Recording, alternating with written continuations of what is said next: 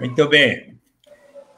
Querida Joyce Bers, a minha assessora, escritora e defensora dos direitos das mulheres, sobretudo das mulheres negras, eu gostaria hoje de fazer um programa ao vivo com você, através do nosso Facebook, facebook.com/Eduardo Suplicy, para refletirmos um pouco a respeito destes atos de violência contra as mulheres que estão acontecendo. Ainda nestes dias que precederam o Natal, a Viviane, a Thalia, a Evelene, a Lônia, a Ana Paula, a Aline, 6 mulheres foram objetos de violência por parte de seus companheiros, ex-maridos, e acabaram assassinadas. A Viviane, por 16 facadas que foram deferidas contra ela, e perante as 3 filhas pequenas, uma ação terrível que chocou a todos nós. Mas só que este problema de violência contra as mulheres tem, sobretudo, atingido as mulheres negras, porque o levantamento recente sobre o número de pessoas que sofreram violência, feminicídios, indica que 77% das vítimas eram mulheres negras. Então, eu quero muito perguntar a você por que será que tem acontecido estes atos tão tristes, porque, afinal de contas, como se as mulheres que se mobilizaram quando houve um caso nos anos 70 em que Doca Street havia assassinado Ângela Diniz e houve uma defesa de que ele teria agido em legítima honra. Então, houve um movimento muito forte por parte das mulheres que iniciaram uma campanha "Quem ama não mata". Ora, Joyce, por favor, eu agradeço se puder fazer uma reflexão a respeito deste problema que tanto nos preocupa. Bom, boa noite para quem estiver aí acompanhando. Boa noite, Suplicy. É um prazer falar com você. Quando a gente pensa nesses crimes, né, a gente tem falado muito sobre a questão do machismo na sociedade. O machismo não é uma questão que surgiu há pouco tempo, né, como algumas vezes eu ouço algumas figuras que têm visibilidade pública dizendo agora tudo é machismo, hoje em dia tudo é machismo. Na verdade, não. O machismo ele é histórico. Quando a gente fala no machismo, a gente está falando a mesma temática do racismo, o machismo também entra, né? Que é a questão de gênero, da diferença de gênero, de transformar a diferença biológica em algo que organiza a sociedade. Da mesma forma que o racismo transforma a diferença biológica de cor de pele em algo que também organiza a sociedade. Então, a gente tem no senso comum uma ideia de que a mulher é inferior, de que a mulher é objeto, de que a mulher, enfim, não tem valor e que a vida da mulher vale pouco ou nada, né? Isso é histórico. Se você for pensar desde lá do passado, isso já acontecia. Então, a gente está trabalhando com uma mentalidade que inferioriza a mulher, né? E daí se seguem diversos elementos que vão inferiorizar mulheres e vão facilitar, né, que esses crimes aconteçam. A gente tem a questão do assédio sexual, a gente tem a questão da violência doméstica, né, propriamente, e que termina no feminicídio. Eu costumo dizer que existe uma linha de violências que a mulher vai sofrendo, cujo feminicídio é o ápice disso, né? A parte mais grave e que choca as pessoas de uma maneira mais profunda. Agora, o machismo, as atitudes machistas, elas já estão na sociedade há muito tempo e a gente precisa discutir sobre isso, encarar esse problema, da mesma forma que a gente tem que encarar a questão racial, a questão do racismo, para poder achar meios de melhorar a vida das mulheres e de prevenir esses crimes. Então, e o fato de haver uma proporção tão alta de mulheres negras vítimas do feminicídio, coloque um pouco mais a sua reflexão a respeito.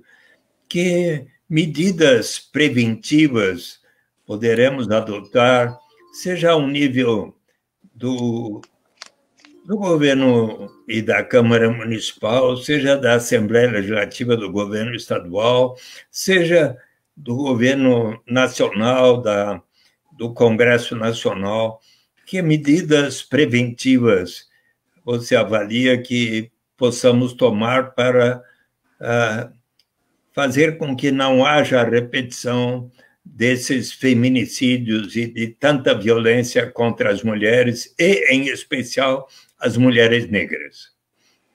Bom, em primeiro lugar, quando a gente fala nessa questão, né, de que o número de mulheres negras vítimas de feminicídio é maior do que o número das mulheres brancas vítimas desse tipo de crime, a gente está falando na questão da interseccionalidade. Né? Tem a Carla Cotirene, que é uma intelectual baiana, que escreveu um livro chamado O que é Interseccionalidade, onde ela traz para a gente toda essa reflexão que mostra que as mulheres negras, as mulheres brancas, elas sofrem com o machismo. Mas as mulheres negras, além do machismo, além do racismo, elas também têm que lidar com o machismo. Então, isso que a gente chama de opressões que estruturaram a sociedade, acabam trabalhando em conjunto e agravando a condição da mulher negra, colocando a mulher negra numa condição de perigo duplo, né? E juntamente com a mulher negra, a gente também tem as mulheres trans, as mulheres lésbicas, né? Que vão sofrer aí um peso maior do machismo, porque vai se somar ao racismo, né? O que a gente pode fazer, né, não é fácil lidar com questões que são estruturais. Quando a gente fala em opressões estruturais, a gente está falando de questões que construíram a sociedade. Então, o machismo está na raiz, né? Quando a gente vai pensar, por exemplo, olhar para um passado não tão distante, a gente pensa, por exemplo, em como os meios de comunicação atuaram para consolidar a ideia de inferiorização e de não validade da vida de mulheres. Então, existem estudos falando sobre isso, da televisão colocar imagens de violência contra a mulher e, com isso, fazer com que as pessoas enxerguem isso como algo natural, né? Mulheres apanhando, mulheres sofrendo ameaças, mulheres nas mais variadas condições de agressão, de violência, enfim.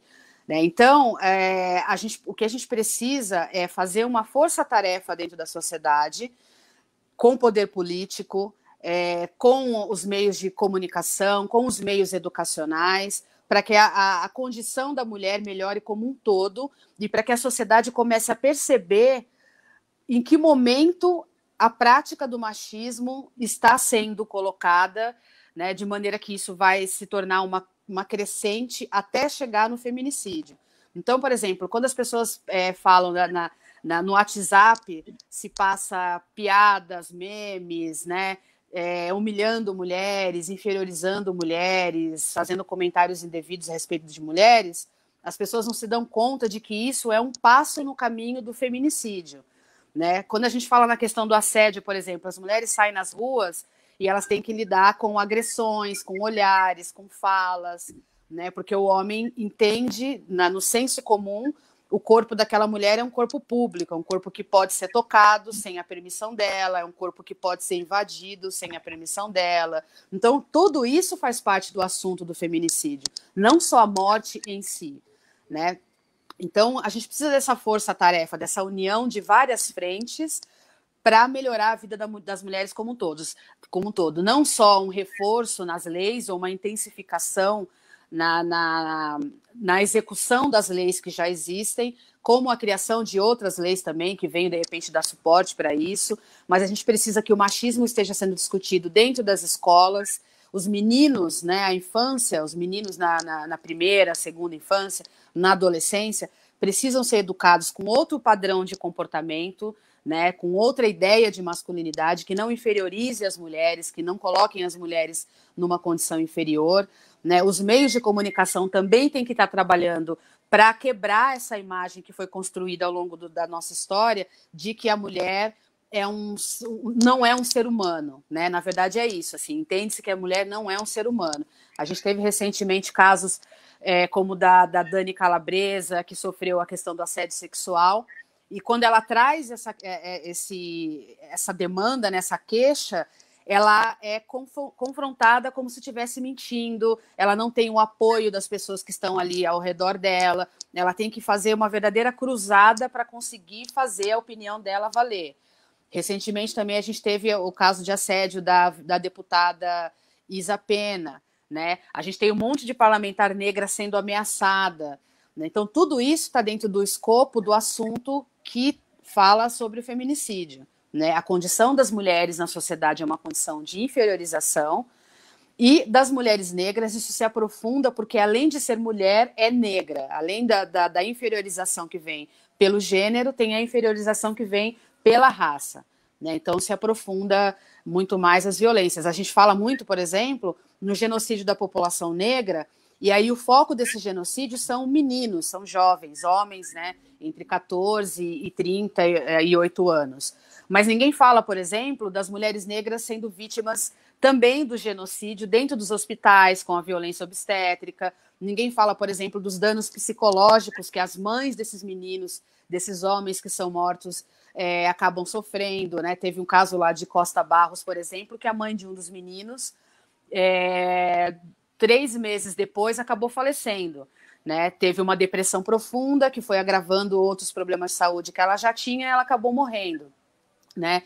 Então a sociedade está num momento em que essas questões elas estão tendo um pouco mais de abertura para serem discutidas, mas precisa haver um estímulo para que essas discussões se aprofundem mais, faça parte da rotina do brasileiro, da brasileira, inclusive porque tem muitas mulheres que nem sabem quando estão passando por uma situação de violência ou por uma situação de assédio, ou que acham que não, aquele meu companheiro disse que vai me matar, mas é porque ele estava nervoso, no fundo ele me ama, ele não vai cometer nenhum crime contra mim, e aí chega nessa condição da mulher se ver, da gente ver, observar como aconteceu agora com a juíza, a mulher ser esfaqueada, né? E isso acontece todo dia no Brasil e não é noticiado, quer dizer, só quando um caso acontece com alguém de grande notoriedade ou de grande consideração social, como é o caso de uma juíza, aí isso é publicizado, mas diariamente o feminicídio acontece nas periferias, nos bairros de classe média,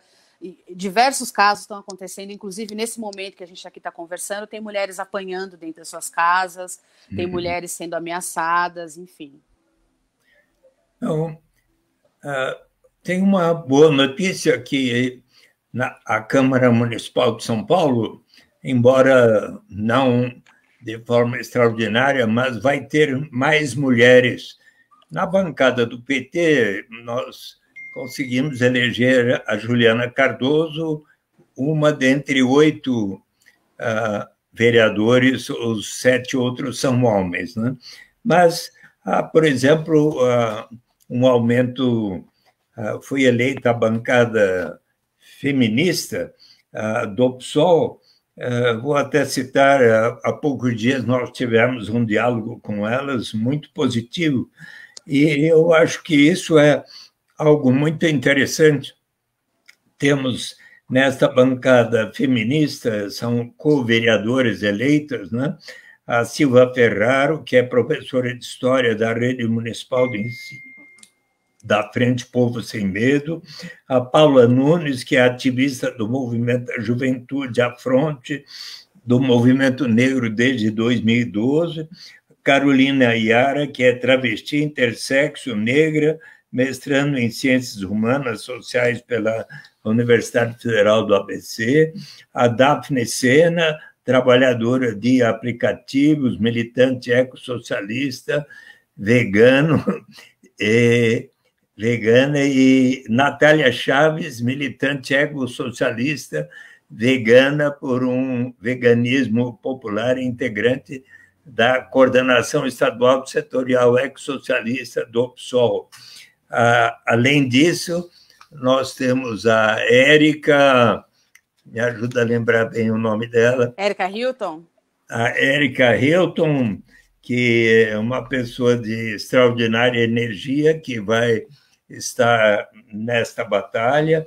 E também temos a bancada Quilombo Periférico, uma candidatura coletiva, onde temos a Samora Sostenes, a Elane Mineiro, a Débora Dias, e ao lado de alguns companheiros homens, como o Eric Ovelha,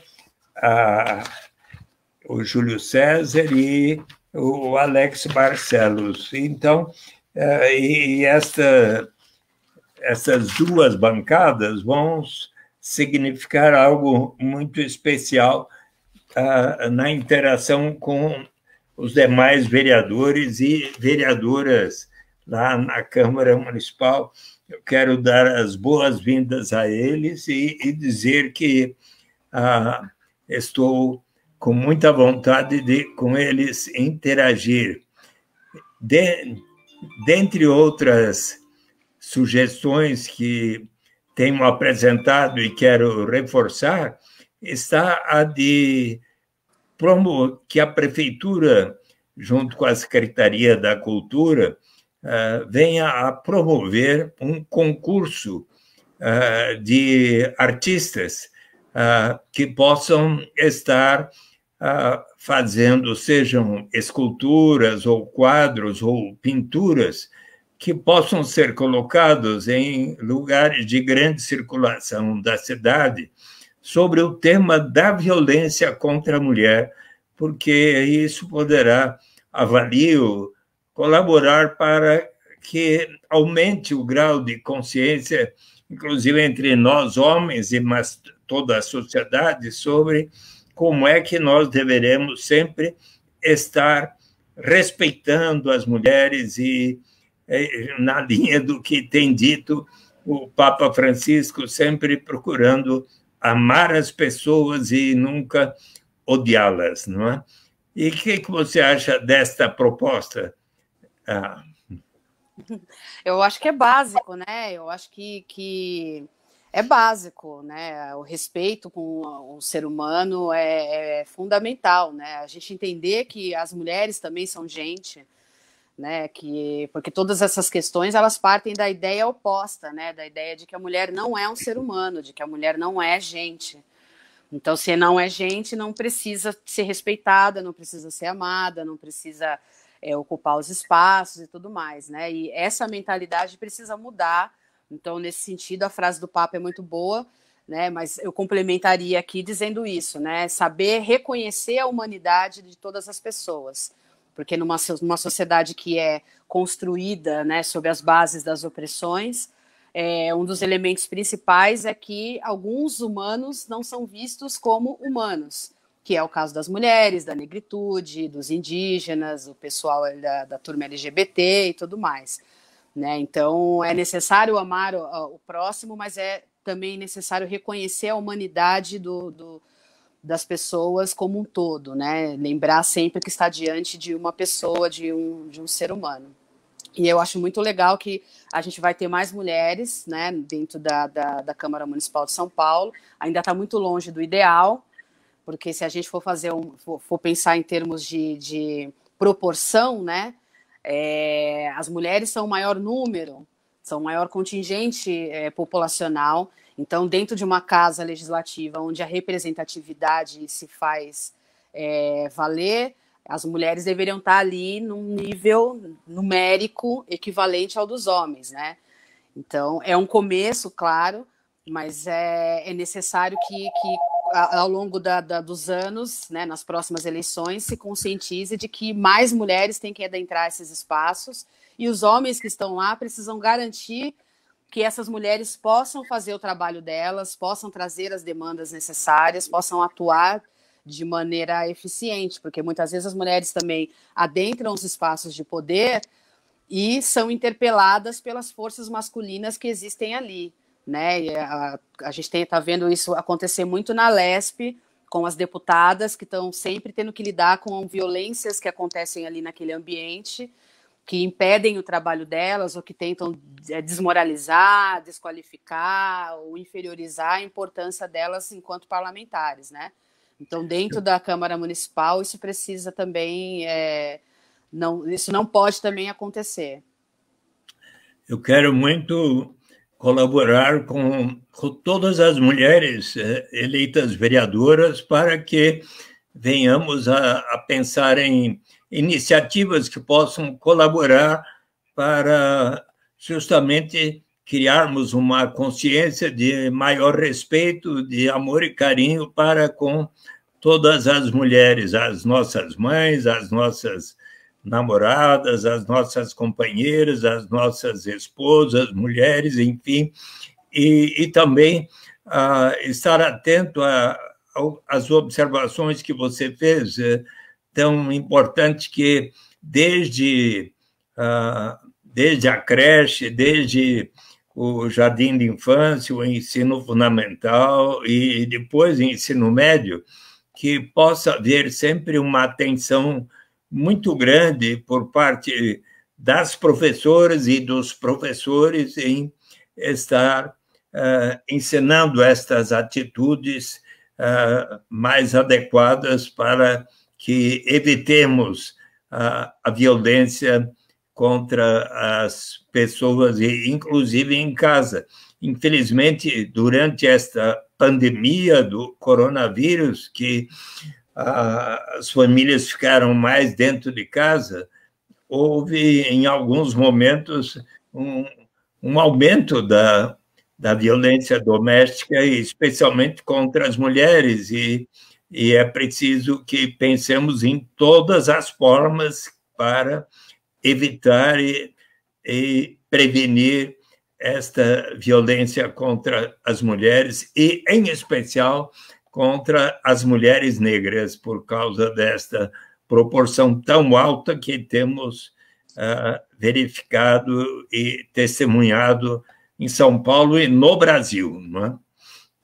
Exatamente. O machismo ele não é um problema somente da sociedade brasileira, né? Ele é um problema histórico e que está ao redor do mundo, né? Não é só aqui no Brasil. Mas ele vai mudando um pouco de característica de acordo com o lugar do mundo onde a gente está.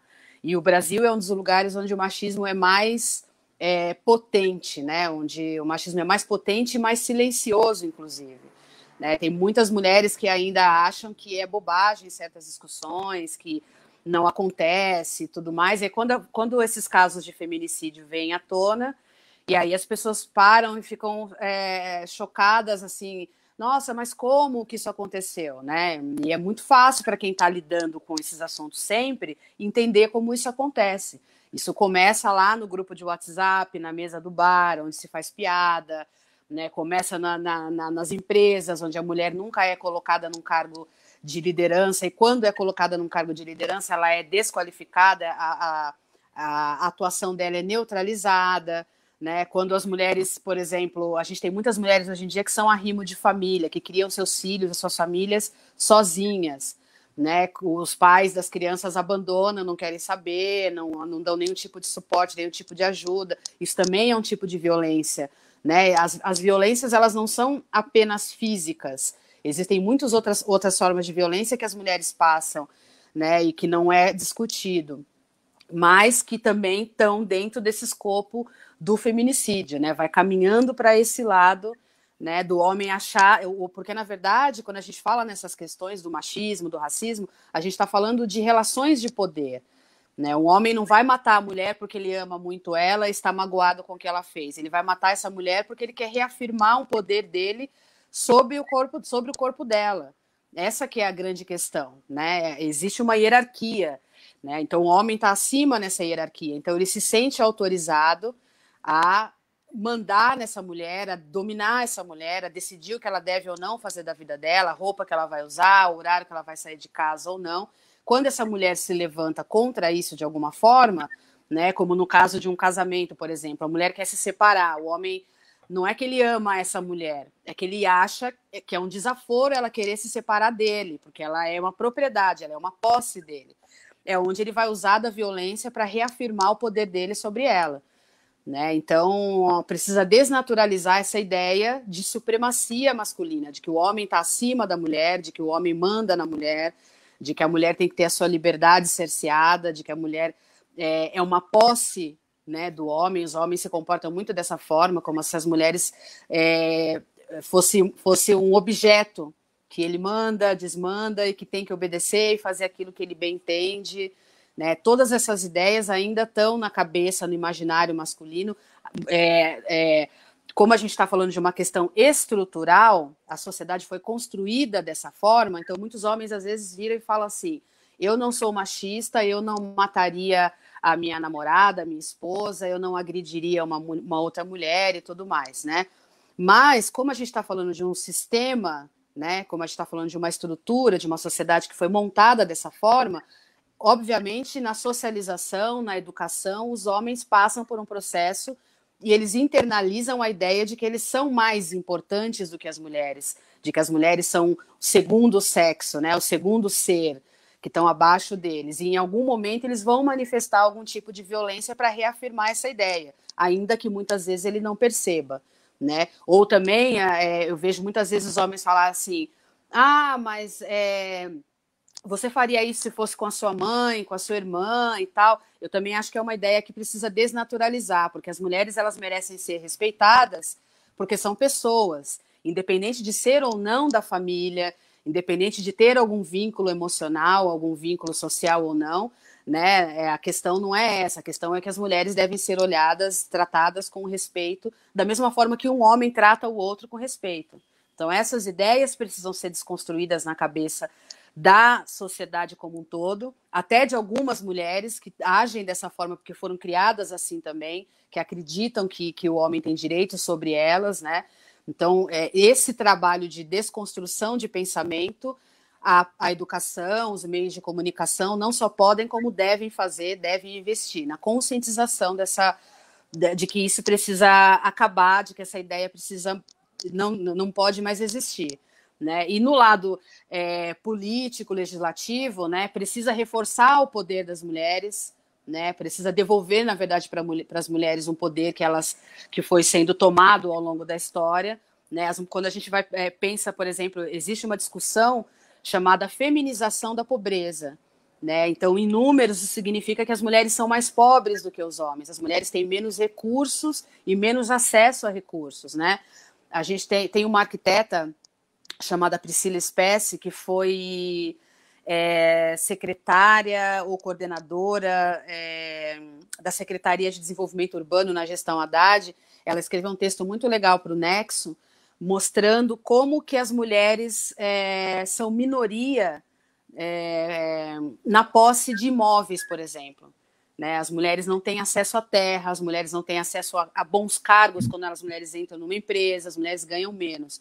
Então, isso faz com que as mulheres tenham menos recursos econômicos para sair de um relacionamento abusivo, de uma situação de violência doméstica. Né? Isso são coisas que a política pode pensar em meios de equacionar. Né? Enfim, existem muitas coisas que podem ser feitas e devem ser feitas, mas é importante dizer que é uma força-tarefa da sociedade em torno desse assunto que vai fazer com que isso mude. Inclusive, iniciativas recentes que eu avalio como bastante positivas, da Magazine Luiza, onde a senhora Luiza Trajano, presidente da Magazine Luiza, avaliou que é importante que possam aqueles cursos para pessoas que vão assumir cargos de maior responsabilidade na empresa venham a ser reservados as vagas para esse curso para a população negra.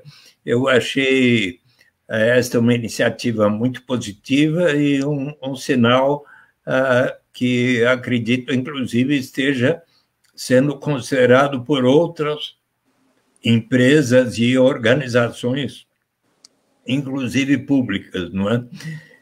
Eu quero também agradecer a sua reflexão, porque cada um de nós, homens, precisamos, sim, estar atentos a olhar com mais empatia às nossas companheiras, né? Que possamos estar procurando perceber o que para elas é mais importante, muito importante, inclusive pessoas como a minha própria, né? Eu sou uma pessoa que estou assim muito voltado para atender o interesse público e tal, e por isso sou votado, sou objeto de comentários aqui e acolá, mas muitas vezes em que medida estarei eu também percebendo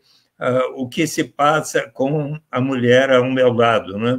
O que é que para ela é o mais importante e que possa ser tão importante quanto, digamos, o meu trabalho profissional, a minha carreira política e assim por diante. Então, as reflexões que você acaba de fazer, acho que servem para mim como para tantos outros homens que estão nos ouvindo, não é?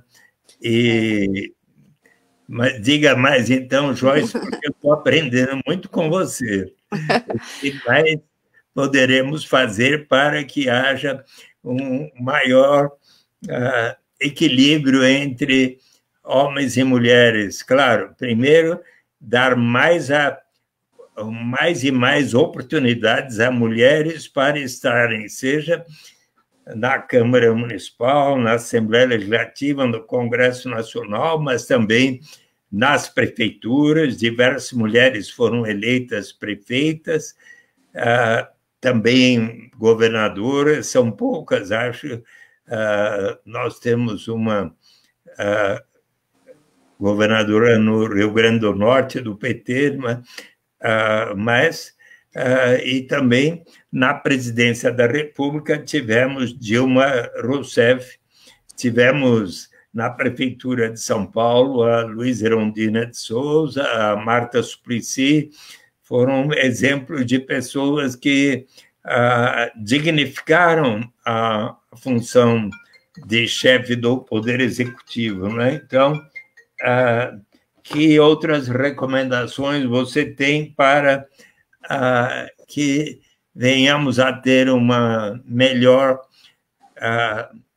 possibilidade de oportunidades para as mulheres em todas as funções em nosso Brasil? Bom, eu sempre falo que a nossa sociedade ela foi construída para ser desigual, né? Então, numa sociedade como a nossa, todo mundo tem trabalhos a fazer. E eu acho que o trabalho fundamental, principalmente para os homens, né, para as pessoas brancas, é olhar para dentro de si, para reconhecer o que tem ali dentro, né, que contribui, que sai, que flui naturalmente, sem a pessoa muitas vezes se dar conta, né?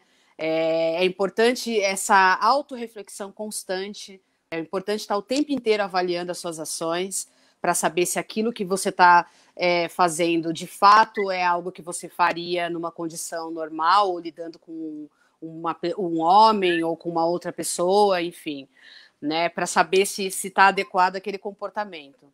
Né? A autorreflexão é extremamente importante, porque com todas essas questões, essa força-tarefa dos meios de comunicação, dos meios educacionais, da política, da economia, se todo mundo der as mãos para resolver essas questões que a gente tem falado muito, do machismo, do racismo e tudo mais, né, a gente vai ter um avanço. mas cada um de nós também, a gente precisa olhar para dentro da gente e identificar o momento que a gente está sendo racista, o momento que a gente está sendo machista. Isso é fundamental, né? Por exemplo, às vezes a gente está num ambiente com homens e mulheres fazendo discussões sobre alguma questão séria, e aí uma mulher fala uma coisa e ela não é levada em consideração, a opinião dela não é levada em consideração, enfim, é negligenciada. Daí um outro homem vai e fala exatamente a mesma coisa que aquela mulher falou, e aí todo mundo aplaude aquele homem, né? Nesse fim de semana eu assisti um documentário sobre uma artista pop e tal, que todo mundo estava falando do comportamento dela ser agressivo e enfim. E aí eu fiquei questionando isso, né? Pensando na minha cabeça, tem diversos homens que agem da mesma maneira que ela e que são aplaudidos, né? Que são reverenciados pelas pessoas. As pessoas falam que é personalidade forte. E quando é uma mulher, né? A mulher tem sempre que estar gritando, tem sempre que estar se impondo para ser respeitada dentro de um ambiente, né? As ideias da mulher nunca são levadas em conta, nunca são levadas em consideração, né? Então, tudo isso são coisas das nossas relações do dia a dia que também têm que ser avaliadas para que todos esses esforços coletivos, né, da política, da educação, dos meios de comunicação, da economia e tudo mais, para que eles também funcionem de maneira mais universal, assim, né, digamos assim. Os homens têm que ter essa avaliação constante, né? A mulher foi estuprada, né? Mas que roupa que ela estava? Essa é uma pergunta que ainda se faz, como se a roupa determinasse um estupro, como se a roupa fosse um convite para o estupro, né? Mas eu vou montar aqui um grupo para trabalhar sobre determinada coisa, e aí quando você vai ver só colocou homens, né? Então, essas atitudes do cotidiano, elas contribuem para a naturalização do pensamento machista, para a naturalização do pensamento que desvaloriza a mulher, que desrespeita a mulher, que desumaniza a mulher, né? Também, sabe, em janeiro do ano passado, eu estive com a Mônica Dallaire visitando as vilas rurais do Quênia e ali observamos os efeitos de um programa da renda básica de cidadania realizado pela instituição Give Directly, que surgiu nos Estados Unidos da América a partir da iniciativa de 4 graduandos de Harvard e do MIT que fundaram uma instituição para realizar ações de combate à pobreza. Tiveram um prêmio da Google e depois das empresas do Vale do Silício, contribuições voluntárias, juntaram 30 milhões de dólares e iniciaram um programa pelo qual todos os adultos de 18 anos ou mais, homens e mulheres, nas vilas rurais do Quênia, passaram a receber uma modesta renda básica de $22 por mês. Nós fomos lá e percebemos, ao conversar com as diversas famílias, quando vocês passaram a receber a renda básica, $22 para cada adulto, vocês passaram a trabalhar mais ou menos, muito mais.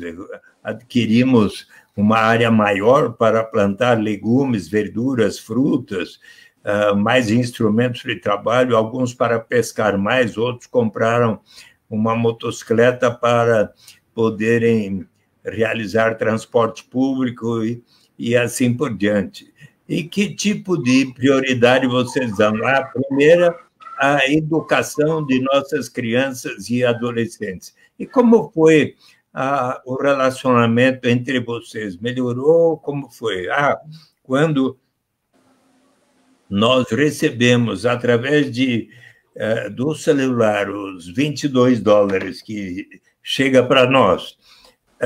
Então, marido e mulheres, nós sentamos juntos para ver o que pode ser gasto naquele mês e tudo, e temos, assim, um sentido muito maior de autonomia e liberdade para as mulheres e também de relacionamento com as demais famílias que muitas vezes agem com iniciativas solidárias e cooperadas. E, então, verificamos ali que, após 1 ano e meio desta experiência, o índice de violência doméstica contra as mulheres diminuiu em 51%. Então, queria lhe transmitir, prezada Joyce Berth, que eu acredito muito que a renda básica de cidadania, uma vez instituída de forma universal, incondicional, vai muito colaborar também para a melhor qualidade de vida para as mulheres em especial.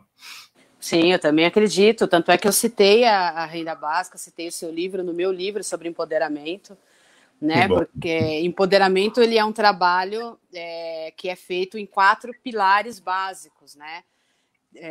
Que é o econômico, e daí entra a questão da renda básica, a economia solidária e alternativas para que as mulheres consigam ter um poder econômico.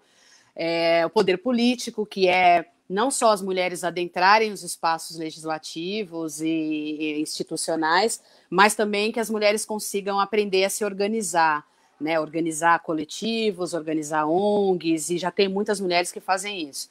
Aí a gente tem o trabalho cognitivo, as mulheres precisam estudar, tem muitas mulheres fora da escola, sobretudo as mulheres da minha geração, da geração da minha mãe, que não conseguiam estudar, que não tiveram oportunidade de estudo, tiveram que abandonar muitas vezes a escola para enfrentar, cuidar de filho, de marido, ou trabalhar para sustentar, enfim. Então, o fortalecimento cognitivo é importante, essa mulher precisa ser intelectualizada, ela precisa ler, precisa ter acesso a estudos, até para entender o que significa ser mulher dentro de uma sociedade machista, e também fortalecimento psicológico, né? Porque viver numa sociedade machista, mesmo quando a mulher não tem consciência, não tem uma conscientização do que significa ser mulher numa sociedade machista, ela sofre diversos danos psicológicos, né? Diversos danos psicológicos. A mulher, ela acaba interiorizando, ela acaba acreditando na inferiorização que o sistema machista impõe para ela,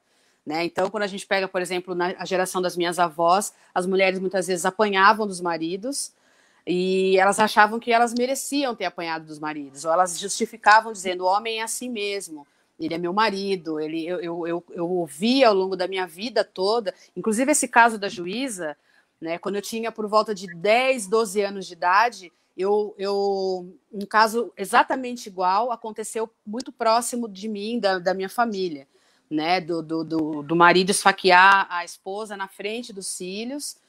E eu me lembro de ter ficado muito horrorizada com esse caso. Então, quer dizer, eu cresci no meio de muitas mulheres, cercada de muitas mulheres. A minha mãe foi transista, então a casa da minha mãe era um polo de mulheres. Eu ouvia todos os problemas que as mulheres enfrentavam, todas as dificuldades. A grande maioria de mulheres que minha mãe atendia eram mulheres negras, mulheres periféricas, faveladas, né? Então eu tenho uma noção muito precoce do que significa ser mulher dentro da sociedade.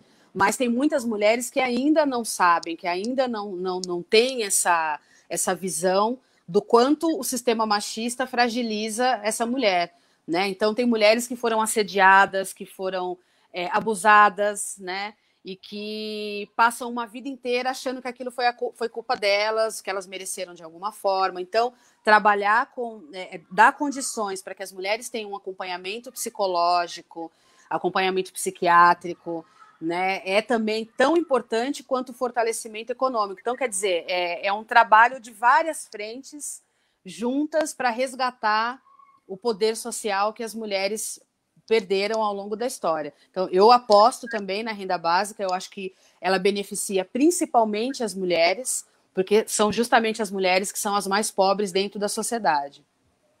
Você tem um exemplar aí do livro Empoderamento para mostrar para os nossos ouvintes, por favor?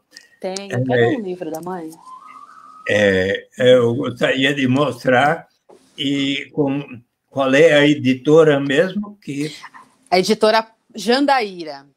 Jandaíra, Isso. Que é uma editora de diversas amigas suas, não é? É a editora da Lisandra. Essa é a versão da Lisandra. antiga. Aqui dentro, ó. da Djamila. Isso, a Djamila é a coordenadora da coleção Feminismos Plurais, que é uma coleção que traz diversos assuntos que são muito relevantes para a discussão da sociedade como um todo, da questão sobre o machismo, sobre o racismo, sobre a questão LGBT, sobre a questão da luta de classes, enfim. Né? Então, a Djamila foi coordenando essa coleção por assuntos. Né? Então, tem um livro dela, que é o que é Lugar de Fala, que é muito importante, a questão do lugar de fala. Muita gente ainda não entende, mas é extremamente importante, porque as mulheres não têm... As mulheres, nós somos um dos grupos que não tem lugar de fala na sociedade, né? É claro que a gente pode falar, mas a gente não é ouvida quando a gente fala. E aí o segundo número é Encarceramento em Massa, que é da Juliana Borges, que fala de toda essa problemática, né, do encarceramento de pessoas negras, que hoje em dia se estende também às mulheres negras. Aí o terceiro número é o meu, que é o Empoderamento. Empoderamento, de Joyce Bert. E em que livrarias pode ser encontrada, por favor? Pode ser encontrada em todas as livrarias, Saraiva, Cultura, Amazon, no site da Jandaíra também, pode ser encontrado tudo quanto é canto aí. Que ótimo. A coleção inteira, na verdade, pode ser encontrada, né? Na editora tem uns combos, né? Então, são livros úteis para abastecer as pessoas de informação, porque a informação é muito importante.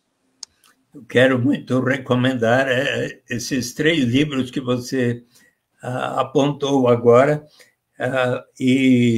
mas gostaria também de trazer aqui uma novidade que é relacionado ao que você acaba de falar no livro que saiu dia 1º de dezembro, lançado pelo Papa Francisco, pela editora Intrínseca, Vamos Sonhar Juntos, o caminho para um futuro melhor, do Papa Francisco. Veja que na página 143 diz o Papa o seguinte: reconhecer o valor do trabalho não remunerado para a sociedade é vital para repensarmos o mundo pós-pandemia. Por isso, acredito que seja a hora de explorar conceitos como de renda básica universal, também conhecido como imposto de renda negativo, um pagamento fixo incondicional a todos os cidadãos que poderia ser distribuído através do sistema tributário. A renda básica universal, ele prossegue, poderia redefinir as relações no mercado laboral, garantindo às pessoas a dignidade de rejeitar condições de trabalho que as aprisionam na pobreza.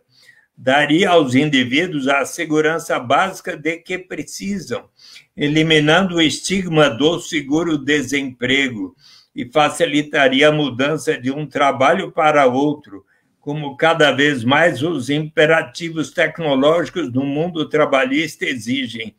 Políticas como essa também podem ajudar as pessoas a combinar tempo dedicado a trabalho remunerado como tempo para a comunidade, algo que é fundamental para as mulheres, não é? Exatamente, porque a gente tem o trabalho, ele é sexualmente dividido também, né?